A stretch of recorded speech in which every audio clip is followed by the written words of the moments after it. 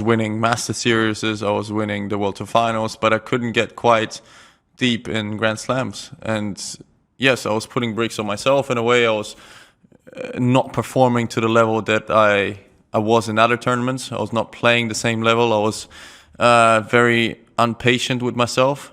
And the Grand Slams are still a different animal. They're still a different turn. They're a 2-week-long tournament. You play every other day. You play 5 sets, so it's very different. And you got to learn how to play them as well. Very rarely does anybody come in and all of a sudden perform at his best at Grand Slams. Yes, we've seen Rafa do it, but Rafa is sometimes not human what he's achieved. So I think for young guys, it is a learning curve, and I think hopefully I can say that